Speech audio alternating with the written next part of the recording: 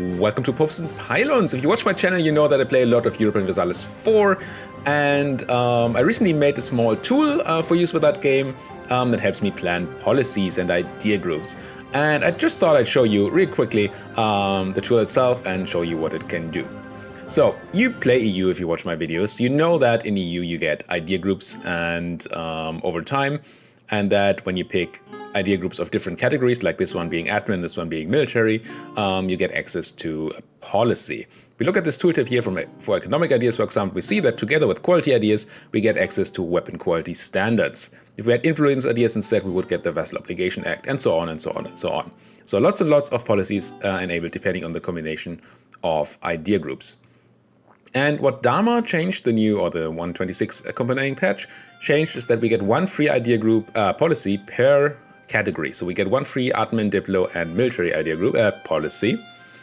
And of course, we want to use that. So before, policies were expensive. You had to spend monarch points on them, and it's sort of not very high relevance, at least not for me when choosing idea groups. But now, if we don't choose our idea groups in such a way that we get good policies, then we're wasting these free slots. So we should really try to do that. And what you want to do is try to end up at a place where you get at least one admin, one diplo, and one military policy, so you can use all your 3 free slots, because these additional slots actually cost you monarch points. So if you're not planning and you end up having 3 military policies, sure, you can choose those, but then you have to pay a lot of 2 military points in that case to get them going. So how do we go about planning this? We can go to the tooltip, try to figure out what we want and what we want to get, and that's extremely annoying. For 2 ideas, sure, we can look here and see, okay, if we want that extra diplomat, we can pick espionage ideas and get the free rebel support efficiency too.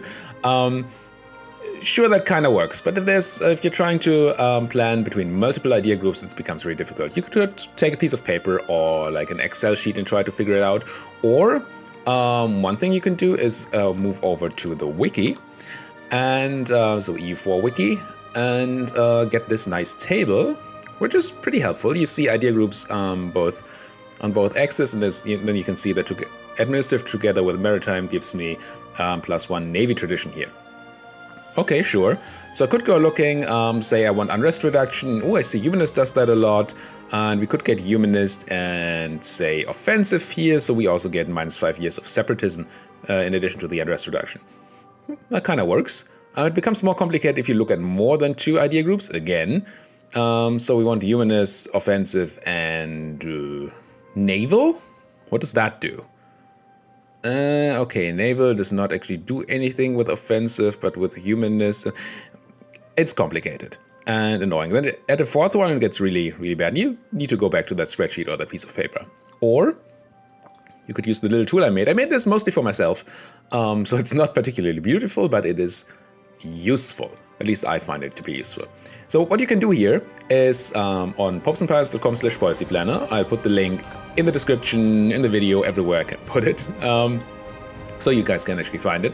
What you can do is choose the idea groups you want to take. For example, let's say we want to start with economic ideas. First thing we get is same thing we get in the game. We get to see what this idea group actually does down here. National tax modifier, development cost reduction, all that. These are the individual ideas, including the finisher in the idea group. So far, okay, I could check more here and see all of them, but that's not insanely more helpful than just looking at it in the game. If I check a secondary idea group though, that actually synergizes with this one, let's say we take trade, suddenly we get to see that there's a policy here, admin policy, that gives us production efficiency and trade efficiency, and called the Statute of Monopolies. Okay, so we can see this combination. So if we take economic and trade, we also get this policy.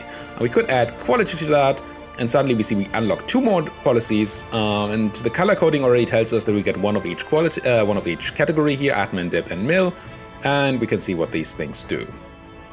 All right, so we could start adding more and more things and see all the policies we can get.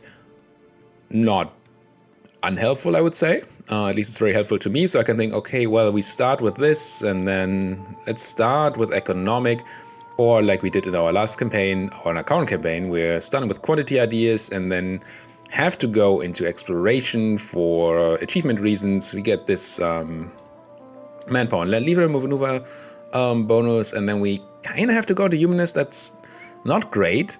The dip idea we get is not particularly helpful. Sure, settler increase is nice. And we get 2 military policies, only one of which is free. Maybe we still have to go for it because we need the effects, but maybe there's another way we can work this around, say trade or something to get a better set of policies here. Another thing you can do is, and let me just make this easier to see, you can hit show potential here. And right now, what you get here is essentially what you get in the tooltip you saw in game. If you hover over humanist ideas, you see all the policies that are enabled by humanist ideas and another one. So we can now see that humanist and maritime ideas gives us the tax modifier and less morale hit when losing a ship. Okay, so we could go and say we take maritime ideas, same as in the game, but now we actually get to see all the policies that are enabled by all the ideas we have chosen so far. So now, not only do we get to hover over maritime and see what maritime would do, but now we have a list of all the ones we could unlock by just picking one more idea group. And we could see, for example, that picking naval ideas will unlock 2 more idea groups, not 2 more policies here. It will give us the privateer efficiency and the ship durability bonuses. I'm not saying that naval ideas are a good idea, but this helps us see overlap here. Or maybe we see some other overlap that we want to use, or just generally want to look through a list of all available policies. If this is too much, you can always just go back to show unlocked and we see exactly what we have taken, and then we added naval to that, and bam, 3 policies in 3 different categories. Not too shabby. That's about what the tool does right now. If you have any ideas what else it could do, or if you find any mistakes, then do feel free to tell me either in the comment section down here or drop me an email at this email address, jan@popesandpiles.com. You can just drop me an email and tell me about any sort of suggestions you have, any sort of improvements, anything of fixes that are maybe needed, anything like that.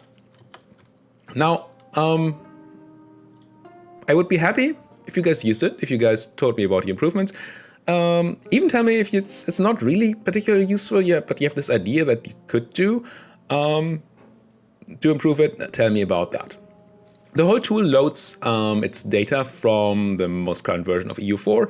Currently that is 127.2.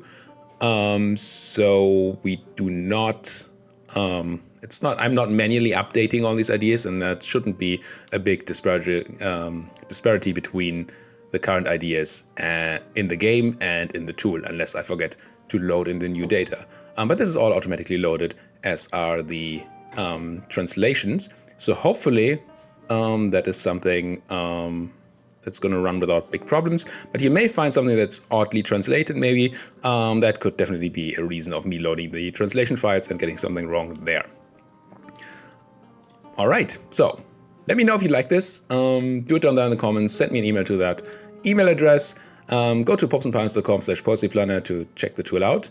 And just for those of you who are a bit worried about their privacy, I do track users on my website very anonymously. I anonymize your IP addresses, kill the 2 last digits. I do not give your data to anybody else. Or anything like that. I don't use it for advertising. I just do it so I understand whether people are, not who, I don't get to know who, but whether people are using my website and how. If you don't want that, go to the opt-out link that you could see in the bottom right corner and hit this opt-out checkbox, and then you can go back to my planner and everything will be fine. And you will no longer be tracked even on my website. I would prefer that you do allow me to track you so I know that you use it, but if you don't want that, just get out there. Thank you guys so much for watching. If you like this tool and or my videos, try to hit that like button. Hit the subscribe button if you're not subscribed to my channel yet. I do a lot of EU4 Let's Plays. There's at least one EU4 video every day, and I do try to keep people updated on anything news-wise in the EU4 universe as well. Thank you guys for watching. See you guys next time.